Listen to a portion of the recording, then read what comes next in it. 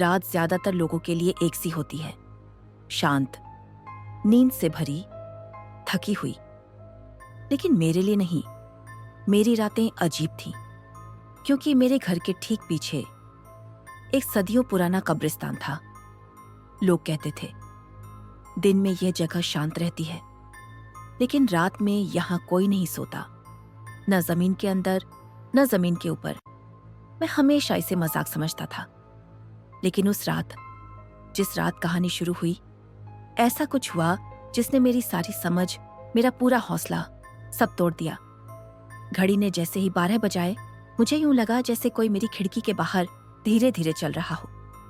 गीली मिट्टी पर पड़ते भारी कदम, जैसे कोई भीगा हुआ भारी जिस्म खींचकर ले जा रहा हो। मैं सीधा बैठ गया। कमरे की बत्ती बंद थी। गली की हल्की रोशनी दीवार पर अजीब से साए बना रही थी, लेकिन चलने की आवाज साफ थी, बहुत साफ। मैंने धीरे से पर्दा हटाया और जो देखा, मेरी सांस थम गई। कब्रिस्तान से धुंध हट चुकी थी। इतना साफ मैंने उसे पहले कभी नहीं देखा था। दूर दूर तक फैली काली उजाड़ कब्रें, जिन पर नाम मिट चुके थे। लेकिन इन्हीं में से एक कब्र धीरे धीरे हिल रही थी। मेरे हाथ कांपने लगे। मैंने आंखें मल ली। सोचा शायद धोखा है, पर नहीं। मिट्टी वाकई अंदर से उछल रही थी, जैसे कोई नीचे से जोर लगा रहा हो। फिर धड़ाम, मिट्टी का बड़ा टुकड़ा बाहर गिरा। दिल तेजी से धड़कने लगा। मैं पीछे हटना चाहता था, पर शरीर सुन्न हो चुका था। और फिर उस काले गड्ढे से एक हाथ बाहर आया, काला, सूखा, जैसे सदियों से दबा हो। मैं चीखने ही वाला था कि रौनक, माँ की आवाज रही। मैं झटके से खिड़की से हट गया। माँ ने दरवाजा खोला। उनके चेहरे पर वही पुराना डर था, वही डर जो मैं बचपन से देखता आया था। जब भी वे पिछले कब्रिस्तान का जिक्र करती, उनकी आंखें बुझ जाती। मैं हकलाकर बोला, माँ, वहां कोई। माँ ने मेरी बात काटे बिना कहा, मैंने कहा था ना, रात को खिड़की मत खोला करो, यह जगह रात में जाग जाती है। मैं हैरान रह गया। माँ, आपने क्या देखा है? आप हमेशा ऐसा क्यों कहती हैं? माँ रुकी। उनकी आंखों में नींद नहीं, डर था। उन्होंने धीरे से कहा, रौनक, कुछ बातें जानना अच्छा नहीं होता। कुछ जगहें ऐसी होती हैं जहां सिर्फ मौत नहीं रहती, कुछ और भी रहता है। क्या? दरवाजा बंद करते हुए उन्होंने बस इतना कहा, दुआ पढ़कर सो जाया करो। अगर उन चीजों को पता चल जाए कि तुम उन्हें देख रहे हो, तो वे तुम में दिलचस्पी लेने लगती हैं। माँ के जाने के बाद मैंने दोबारा खिड़की की तरफ देखा, और वह आकृति जो कब्र से बाहर आई थी, अब सीधा मुझे घूर रही थी। उसकी आंखें काली थीं, लेकिन उनमें एक जिंदा सी चमक थी। उसके शरीर से मिट्टी झड़ रही थी, और वह एक एक कदम बढ़ाते हुए मेरी खिड़की की तरफ आ रहा था। मैं दीवार से जा टिका। गला सूख गया था। कदमों की आवाजें बढ़ती जा रही थीं। कदम कदम कदम, और फिर वह मेरी खिड़की के सामने आकर रुक गया। मैंने सांस रोक ली। उसके चेहरे पर कोई चेहरा नहीं था, बस एक खाली काला गड्ढा जिसमें 2 चमकती आंखें थीं। वह झुककर ऐसे देखने लगा जैसे मैं ही वह हूं जिसे वह ढूंढ रहा था। मेरा शरीर सुन्न हो गया। फिर उसने खिड़की के शीशे को छुआ। शीशे पर उसकी उंगलियों की खड़खड़ ने मेरी रूह तक हिला दी। मैंने हिम्मत कर एकदम लाइट ऑन कर दी। रोशनी पड़ते ही वह आकृति अचानक गायब हो गई। कमरे में सिर्फ मेरी सांसों की आवाज बची थी। सुबह मैं जल्दी उठ गया। रात भर नींद ही नहीं आई। नीचे आया तो माँ कुर्सी पर बैठी थी। चाय सामने थी, पर नजर कब्रिस्तान पर। मैंने धीरे से पूछा, माँ, आप मुझे सच क्यों नहीं बताती? हम यहाँ क्यों रहते हैं? इस कब्रिस्तान के पास क्यों? माँ ने धीमे स्वर में कहा, क्योंकि ये घर तुम्हारे बाप का था और वह हमें यहाँ छोड़कर चला गया। कह गया था कि इस जगह में कोई बुराई नहीं, लेकिन वह झूठ था। मैं चौंक गया। पापा क्यों गए? माँ की आवाज कांप गई, क्योंकि उसे कुछ दिखाई दिया था। क्या? माँ की आंखें भर आईं। उन्होंने धीरे से कहा, एक औरत जो रात में कब्रों के बीच खड़ी होकर उसका नाम पुकारती थी। मेरी रूह कांप गई। कौन सी औरत? उन्होंने गहरी सांस ली। जिसे लोग परछाई वाली कहते हैं, जो एक बार किसी को देख ले उसे आसानी से मरने भी नहीं देती। मेरे रोंगटे खड़े हो गए। क्या वही थी, कल रात वाली? मां चुप रही। उनकी चुप्पी ही जवाब थी। शाम को स्कूल से लौटकर मेरी नजर फिर कब्रिस्तान पर पड़ी। अजीब बात थी, कब्रों के पास कुछ बूढ़े लोग खड़े थे, काले कपड़ों में। वे सब मुझे ही देख रहे थे। एक बूढ़ी औरत ने लंबी सांस लेकर कहा, ये वही है? दूसरा बोला, हाँ यही, जिसकी खिड़की पर वह पहली रात आती है। मैं दहशत में जड़ हो गया। उनकी मुस्कान साधारण मुस्कान नहीं थी, किसी गुप्त रस्म की तरह। मैं दौड़कर घर आया और मां से घबरा कर कहा, मां, वे लोग मुझे जानते हैं। मां डर कर बोली, क्या कहा उन्होंने? वे बोल रहे थे, यही वह है। मां, मैं कौन हूं? उन्हें मेरे बारे में कैसे पता? मां टूटती आवाज में बोली, रौनक, इस कब्रिस्तान में दफन एक रूह तुम्हें अपने अधूरे काम के लिए तलाश रही है। मेरा दिल बैठ गया। मुझे? क्यों? मां ने आंखें बंद की। क्योंकि तुम उस आदमी के बेटे हो जिसने उसकी मौत की वजह देखी थी। वह चाहती है कि तुम उसके जाल में फंसो। वह तुम्हारा इंतजार कर रही है। मैं धीरे से बैठ गया, हाथ कांप रहे थे। मां, अब क्या होगा? मां ने डरी हुई नजरों से मुझे देखा। अब बस यही डर है कि जिसे वह पहली रात देख ले, वह कभी भी बच नहीं पाता। मां की बातें सुनकर जैसे मेरे पैरों तले जमीन ही खिसक गई थी। मैं हमेशा सोचता था कि भूत प्रेत वाली बातें बस वहम होती हैं या दादी नानी की सुनाई हुई कहानियां। लेकिन अब जब बात मुझ पर आने लगी थी तो सब कुछ मजाक से हकीकत बनता जा रहा था। उस रात मैं बहुत देर तक जागता रहा। मैंने खिड़की पर पर्दा पूरी तरह खींच दिया था, लेकिन फिर भी ऐसा लग रहा था जैसे बाहर से किसी की सांसों की आवाज आ रही हो। कमरे की घड़ी की टिक टिक भी अब डरावनी लग रही थी, जैसे हर सेकंड किसी आने वाले खतरे की गिनती हो। मैंने मोबाइल पर कुछ देखने की कोशिश की, लेकिन नेटवर्क बार बार कट रहा था। व्हाट्सएप, यूट्यूब, कुछ भी नहीं चल रहा था। ऐसा लग रहा था जैसे इस कमरे के चारों ओर कोई अदृश्य दीवार खड़ी हो गई हो जो दुनिया के सारे सिग्नल रोक रही हो, सिवाय उसके जो कब्रिस्तान से आ रहा था। अचानक मेरा मोबाइल सफेद रोशनी से चमका और खुद ब खुद बंद हो गया। हाँ, खुद ब खुद। मैंने बिजली देखी, पंखा चल रहा था, लाइट जल रही थी। समस्या सिर्फ मोबाइल के साथ थी और मेरे कमरे के साथ। उसी वक्त खिड़की के बाहर से कांच पर टप टप टप की हल्की आवाज आई, जैसे कोई नाखून से कच्चा कांच बजा रहा हो। मेरे दिल की धड़कन गले तक आ गई। मैंने खुद को समझाया, हवा से कोई डाल टकराई होगी, लेकिन हमारे घर के पीछे तो कोई पेड़ था ही नहीं, सिर्फ कब्रिस्तान। आवाज फिर आई, इस बार लंबी थी, खिंची हुई, खरर खटखट जैसे किसी की उंगलियां कांच पर रगड़ रही हों। मैंने हिम्मत करके बिस्तर से पैर नीचे रखे। ठंडक मेरे पैरों से रीढ़ तक दौड़ गई। मैं धीरे धीरे खिड़की की तरफ बढ़ा। पर्दे के पीछे हल्की सी हलचल थी, जैसे कोई बाहर से पर्दा छू रहा हो। मेरी सांसें तेज थीं, दिल जैसे कोई मुट्ठी में दबा रहा हो। मैंने पर्दे का किनारा पकड़ा और हल्के से साइड किया। कांच के उस पार कुछ नहीं था, बस धुंधली रात, टेढ़ी मेढ़ी कब्रें और फैला हुआ अंधेरा। मैंने लंबी सांस ली। शायद वहम है, लेकिन उसी पल खिड़की के नीचे मुझे कुछ दिखाई दिया। एक उंगली, काले नाखूनों वाली, पतली सूखी उंगली जो धीरे धीरे कांच के फ्रेम पर रेंग रही थी।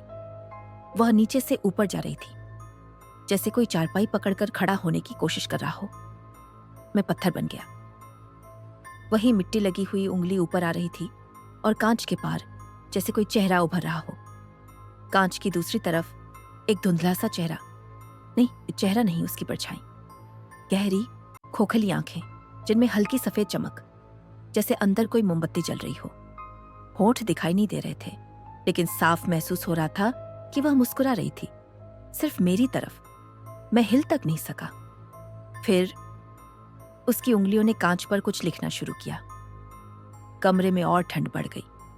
उसकी उंगलियां धुंधले कांच पर घूम घूम कर कुछ शब्द बना रही थी।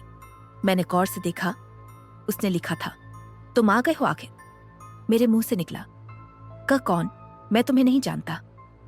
कांच पर लिखे शब्द खुद ब खुद मिटने लगे और उनकी जगह नए शब्द उभर आए। जानोगे, बहुत जल्द। और फिर चेहरा गायब हो गया। सिर्फ कांच पर बनते मिटते शब्दों की दहशत रह गई। उस रात मैं सो नहीं सका। अगले दिन किसी तरह स्कूल पहुंचा। चेहरा पीला, आंखों के नीचे काले घेरे। मेरा दोस्त आदित्य मुझे देखते ही बोला, भाई तू रात भर हॉरर फिल्में देखता रहा लगता है, क्या हालत बना रखी है। मैंने उसकी तरफ देखा। मुस्कुराने की भी ताकत नहीं थी। ब्रेक में वह मुझे जबरदस्ती कैंटीन ले आया।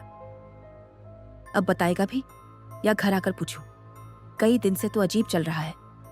पिछली रात वाला कब्रिस्तान वाला चक्कर भी आधा बताया था। मैंने गहरी सांस ली।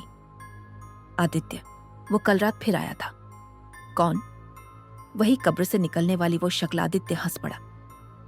यार प्लीज ना, इतना डिटेल ना दे, मुझे भी डर लगने लगता है। लेकिन सीरियसली, ओवर थिंकिंग है। घर के पीछे कब्रिस्तान हो तो दिमाग भर जाता है। मैंने सिर हिलाया। कल रात उसने खिड़की पर लिखा था, तुम आ गए हो। आखिर वह मुझे जानता है आदित्य, या शायद मैं उसके लिए कोई हूं। आदित्य का हंसना रुक गया। लिखा था, फोटो ली। उस वक्त क्या याद रहता, हाथ कांप रहे थे। फिर कुछ देर में सबमिट भी गया। आदित्य कुछ देर चुप रहा, फिर बोला, आज रात मुझे भी घर बुला, देखते हैं क्या होता है। मैंने तुरंत मना किया, नहीं, मैं तुझे इसमें नहीं घसीटूंगा। वह मुस्कुराया। घसीटने की जरूरत ही क्या है, मैं खुद आना चाहता हूं। अगर कुछ हुआ तो मान लूंगा कि कब्रिस्तान हॉन्टेड है, और अगर कुछ ना हुआ तो तू मान लेगा कि ये सब तेरे दिमाग का खेल है। डील? मैंने बेबस होकर सिर हिलाया। शायद मुझे भी किसी गवाह की जरूरत थी। शाम को घर लौटते हुए वही बूढ़े फिर कब्रिस्तान के पास खड़े थे, इस बार ज्यादा करीब। उनमें से एक, लंबे सफेद बालों वाला, धंसी हुई आंखों वाला, मेरी तरफ आया। बेटा, उसकी आवाज सूखी लेकिन साफ थी। मां से कहना आज रात खिड़कियां खुली ना छोड़े, आज की रात बहुत भारी है। मैंने पूछा, आप लोगों को मेरे बारे में कैसे? उसने जवाब नहीं दिया, सिर्फ इतना बोला, हम देख रहे हैं सालों से, पहले तुम्हारे पिता को, अब तुम्हें। मेरी सांस अटक गई। आपको पापा के बारे में क्या पता? उसकी आंखों में साए उतर आए। तुम्हारे पिता गलती से आगे बढ़ गए थे, जिसे देखकर भाग जाना चाहिए था वहीं खड़े रहे। कभी कभी जिज्ञासा इंसान को जिंदा से ज्यादा मुर्दा बना देती है। क्या चीज? मैंने पूछा। बूढ़ा ठहरा। कब्रिस्तान के बीच में जो टूटी सफेद कब्र है, जिस पर नाम मिट चुका है, उसके पास कोई नहीं जाता, न दिन में न रात में। क्यों?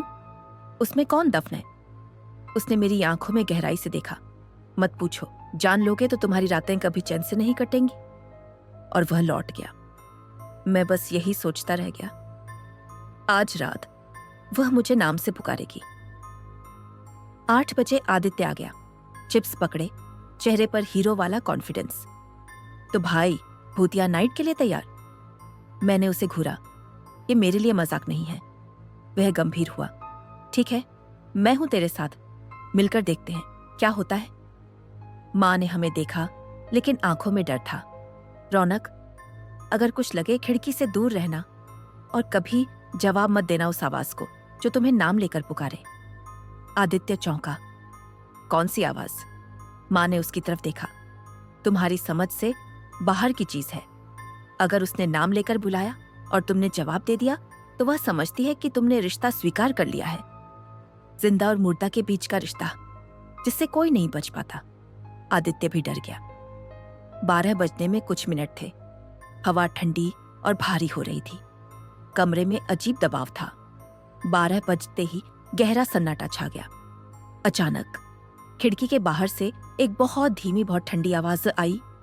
रवोनक! मैं जम गया। आवाज फिर आई, रवोनक, दरवाजा मत खोलो, बस देखो तो सही। आदित्य मेरी तरफ सट गया। उसका चेहरा सफेद पड़ गया था। आवाज फिर आई, इस बार और करीब, बिल्कुल कान से चिपकी हुई।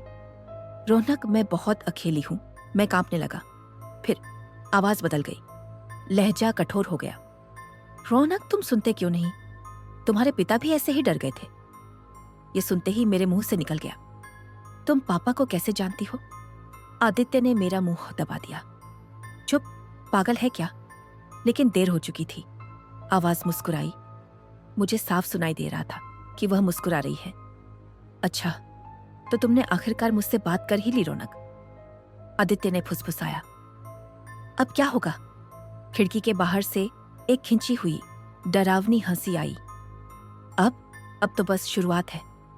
उसी पल टेबल लैंप बुझ गया, कमरा अंधेरे में डूब गया और कांच पर धीरे धीरे एक हाथ की परछाई बनी जो अंदर आने की कोशिश कर रही थी। कमरा अंधेरे में डूब चुका था, स्टडी लैंप बुझ चुका था, पंखे की आवाज भी जैसे धीमी पड़ गई थी। लेकिन सबसे डरावनी बात यह नहीं थी, सबसे भयानक बात थी वह परछाई जो मेरे कमरे की खिड़की पर धीरे धीरे फैल रही थी। एक हाथ शीशे पर टिका हुआ, जैसे वह अंदर आने का रास्ता ढूंढ रहा हो। मेरी सांसें तेज थीं। आदित्य मेरे बिल्कुल पास खड़ा था, लेकिन उसके हाथ कांप रहे थे। खिड़की के बाहर से वह आवाज फिर आई, धीमी औरत जैसी, लेकिन उसमें एक अजीब सा कंपन था, मानो उसके गले में कई आवाजें एक साथ अटकी हों। रौनक, तुमने मुझसे बात की है, अब तुम छुप नहीं सकते। आदित्य ने मुझे धक्का दिया। चल, कमरे से बाहर निकल। लेकिन मेरे पैर जैसे जमीन में धंस गए थे। मैं खिड़की पर उभरती उस शक्ल को बस घूरता ही जा रहा था। अचानक उस हाथ ने शीशे पर 2 बार टिक टिक किया। हल्का सा दबाव, लेकिन लग रहा था कि अगर वह चाहे तो शीशा चीर कर अंदर आ सकती है। आदित्य ने फिर खींचा। रौनक, भाग। मैंने हिम्मत करके एक कदम पीछे लिया। उसी पल अम्मा के कमरे का दरवाजा खुलने की आवाजें आई। रौनक! उनकी आवाज में डर था, बहुत गहरा डर। वे दौड़ती हुई मेरे कमरे में आईं और जैसे ही खिड़की की तरफ देखा, उनके चेहरे का रंग उड़ गया। वे कुछ बुदबुदाईं, शायद कोई दुआ या प्रार्थना, और फिर खिड़की पर जमा वह हाथ धीरे धीरे धुएं की तरह गायब होने लगा। लेकिन जाते जाते उस आवाज ने एक बात कही, दुआएं मुझे रोकती नहीं, सिर्फ धीमा करती हैं। मैं वापस आऊंगी जब तुम्हारी माँ सो जाएगी। मैंने भी सुना, माँ ने भी सुना, आदित्य ने भी सुना, और हम तीनों के चेहरों पर एक ही सवाल था, वह कौन है और वह मुझे ही क्यों चाहती है? माँ देर तक कमरे की लाइट ऑन रखे रही, पर्दे पूरी तरह बंद कर दिए और देहरी पर नमक छिड़का। एक पुराना तरीका जो शायद वे सालों से करती आई थी। आदित्य ने डरते डरते पूछा, आंटी ये सब क्या है? वह थी कौन? माँ मेरी तरफ मुड़ी, आंखें लाल, आवाज कांपती हुई, तुम्हारे पापा जब तुम छोटे थे एक रात चुपके से उस कब्रिस्तान में गए थे। मैं चौंक गया। पापा? लेकिन क्यों? माँ ने गहरी सांस ली। क्योंकि उन्हें एक आवाज आई थी, बहुत हल्की, बहुत दूर से, जो उन्हें नाम लेकर बुला रही थी। उन्हें लगा कोई इंसान मदद मांग रहा है और वे वहां चले गए। मैंने धीरे से पूछा, वह आवाज क्या वही? माँ ने सिर हिलाया। हाँ वही, वही जिसने आज रात तुम्हें बुलाया।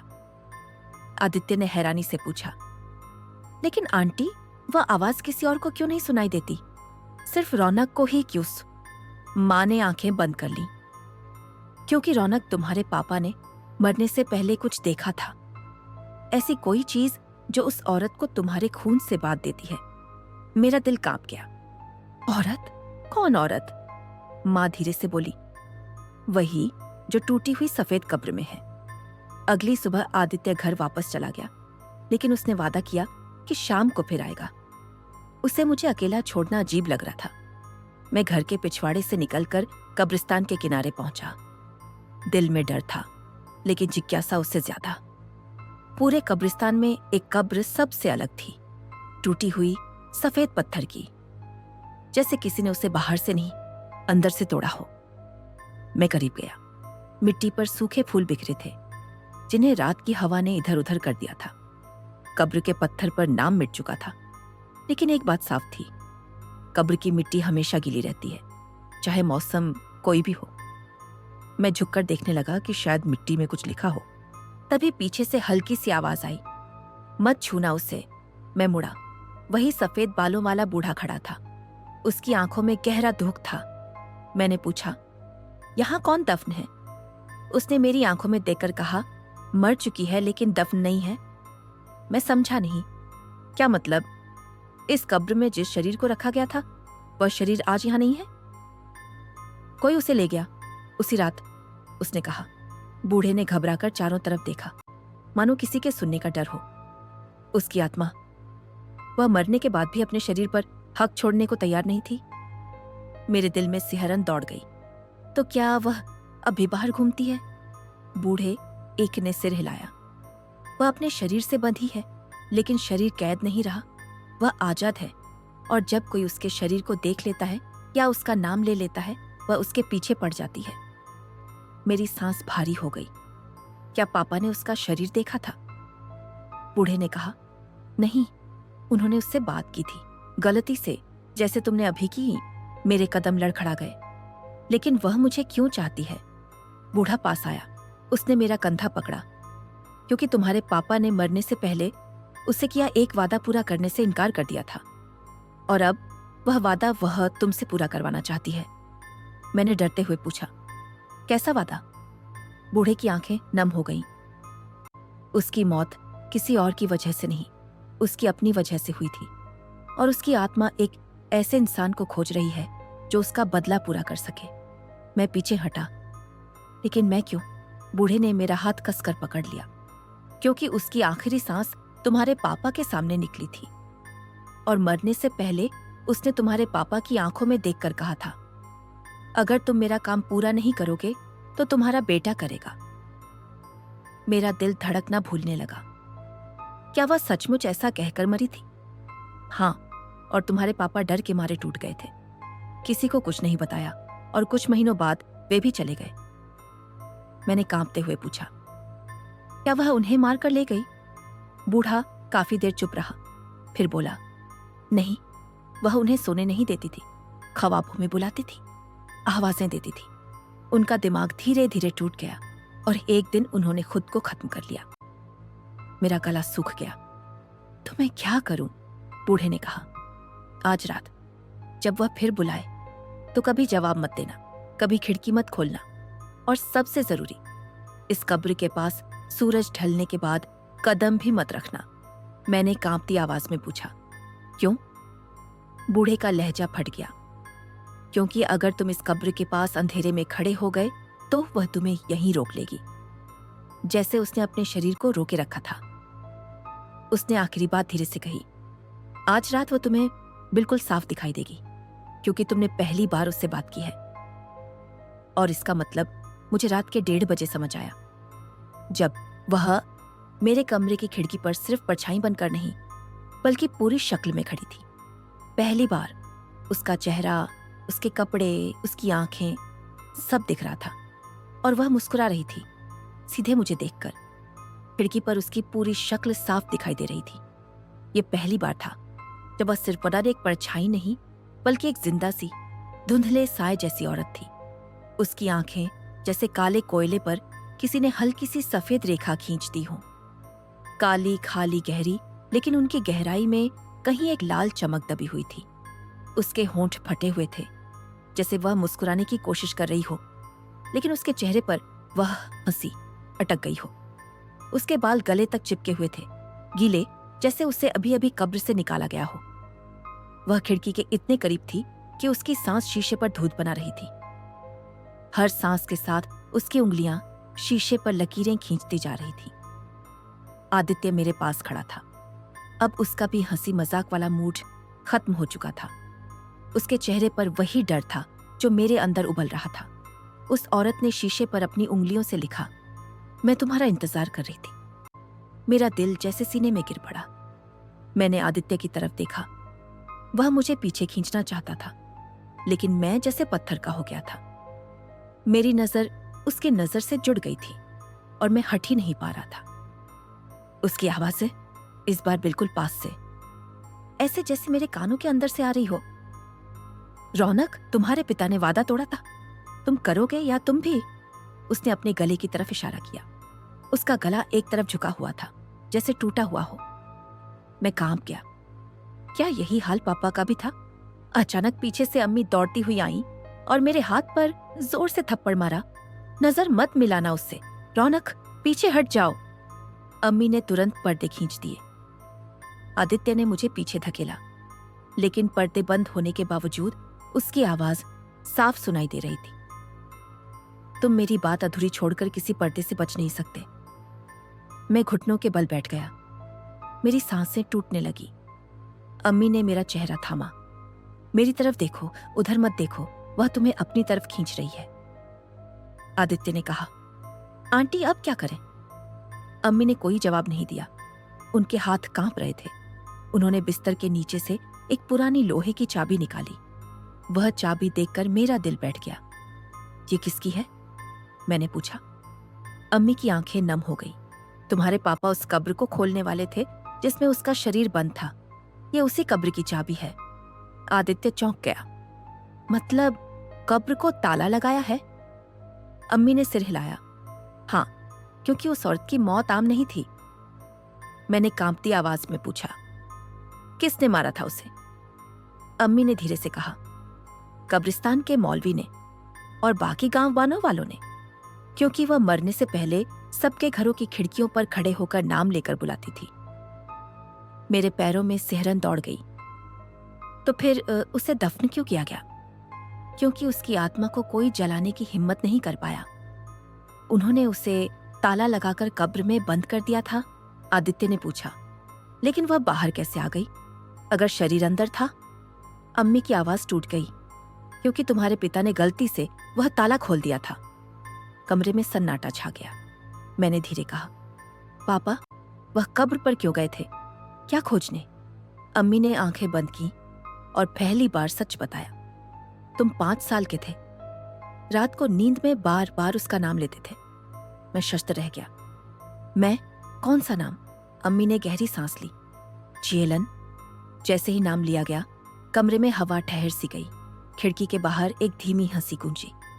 आदित्य का चेहरा सफेद पड़ गया। आंटी, आपने नाम क्यों लिया? अम्मी लर्जती आवाज में बोली। मैं थक गई हूं। पहलवान रौनक अब बच्चा नहीं है। अब उसे सब जानना होगा। मैं बड़बड़ाया। जिएलन वह कौन है? अम्मी ने कहा। वह लड़की जिसे उसके पिता ने ही जंजीरों में बांधकर उसी कब्र में दफन कर दिया था। मेरी सांस रुक गई। उसके पिता ने? जिंदा? मतलब वह अंदर जिंदा थी? अम्मी ने सिर झुका लिया। हाँ। मेरे होंठ कांपने लगे। मैंने पूछा, और वह मरते वक्त पापा को क्यों बुलाती थी? अम्मी ने मेरा चेहरा थामा। क्योंकि तुम्हारे पापा उसे मरता हुआ देख चुके थे। मैंने सिहर कर पूछा। उन्होंने कुछ किया था? अम्मी की आंखें भर आईं। उन्होंने उसे पानी देने की कोशिश की, बहुत देर तक। लेकिन गांव वालों ने पकड़ लिया और कहा, जिसने उसका साथ दिया वह भी मरेगा। आदित्य ने पूछा। तो पापा ने उसे छोड़ दिया? अम्मी की आवाज रुक गई। उन्होंने दरवाजा खोलने की कोशिश नहीं की और जिएलन कब्र के अंदर पापा का नाम लेते लेते मर गई। कमरे में गहरी चुप्पी छा गई। रात के 2 बजे खिड़की पर फिर धीमी दस्तकें पड़ी। ठक ठक ठक। वह मुझे बुला रही थी। उसकी आवाज बदल गई थी, दर्द भरी, गड़गड़ाती हुई। रौनक, तुम्हारे पिता ने मुझे छोड़ दिया था। तुम नहीं छोड़ोगे ना? अम्मी ने मेरा हाथ पकड़कर रोका। मत जाना, ये उसी की चाल है। लेकिन मेरे दिल में एक अजीब खिंचाव उठ रहा था। दर्द जो मेरा नहीं था, जैसे वह मेरे अंदर उतर रही हो। आदित्य ने मुझे झंझोड़कर कहा, रौनक, बाहर मत जाना। लेकिन वह आवाज मेरे दिमाग में उतरती जा रही थी। मैं अकेली हूं। रौनक, अंधेरे में बस एक बात पूरी करनी है। अचानक कमरे की सारी रोशनियां बुझ गई। खिड़की के बाहर किसी ने लंबी सांस ली, बिल्कुल पास। मैंने पहली बार उसे शब्द बोलते नहीं बल्कि अपने अंदर गूंजते सुना। कब्र पर आओ रौनक, मैं इंतजार कर रही हूं। अम्मी चिल्लाई। कभी मत जाना वहां। लेकिन मेरे पैर खुद उठने लगे। आदित्य सामने आया। मैं तुम्हें बाहर नहीं जाने दूंगा। तभी शीशा हल्के से चटकने लगा। चरर चरर, उस आवाज में धमकी थी। अगर तुम नहीं आए तो मैं आ जाऊंगी। आदित्य बोला। आंटी, ये शीशा तोड़ देगी। अम्मी रोने लगी। रौनक, बेटा, बस एक बार कह दो, मैं नहीं आऊंगा, वह चली जाएगी। मैंने कांपा कर कहा। अगर मैंने जवाब दिया तो वह इसे रिश्ता समझ लेगी। अम्मी के चेहरे पर नया डर उभरा। जिएलन की आवाज आई। हाँ, रिश्ता, जिसकी मैं सालों से तलाश में हूं। पर्दे के पीछे उसका साया लंबा हो गया, जैसे अंदर झांक रही हो। उसके शब्द मेरे अंदर लहरों की तरह गूंजने लगे। सफेद कब्र में वहीं हूं, आओ। अचानक शीशा फट गया। धड़ाम! एक बड़ा टुकड़ा मेरी तरफ गिरा। आदित्य चीखा, रौनक भागो। अम्मी रो पड़ी, लेकिन मैं भाग नहीं रहा था, मैं खिंच रहा था किसी अनजाने धागे से। दरवाजे की तरफ बढ़ते हुए मैंने आखिरी बार खिड़की देखी। वह पूरी तरह खड़ी थी। सफेद कपड़ा, टूटा हुआ गला, मिट्टी से भरा चेहरा और उसकी काली आंखों में मेरा प्रतिबिंब। वह मुस्कुरा रही थी, धीरे, भयानक, टपकती हुई, आज रात तुम मेरे हो। और लाइट पूरी तरह बुझ गई। पूरा घर उसकी आवाज से भर गया। रौनक। अगली सुबह मैंने आंख खान खोली। मैं अपने कमरे में नहीं था, मैं कब्रिस्तान में था। सूरज निकल आया था और मैं सफेद टूटी हुई कब्र के सामने पड़ा था। अम्मी रोती हुई दौड़ कर आई, आदित्य भी। मैंने कांप कर पूछा, क्या वह यहां थी? अम्मी ने धीरे से कहा, हाँ, लेकिन आज पहली बार वह सुबह तक गायब नहीं हुई। आदित्य ने कब्र की मिट्टी देखी। वहां उंगलियों के गहरे निशान थे, जैसे कोई रात में बाहर आया हो और सुबह होते होते वापस मिट्टी में समट गया हो।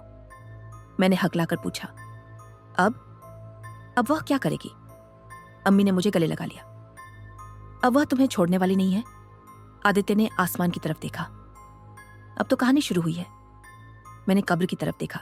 मिट्टी पर शब्द उभर रहे थे, फिर मिलेंगे रौनक। और मैं समझ गया, मेरी जिंदगी अब कभी पहले जैसी नहीं रहेगी।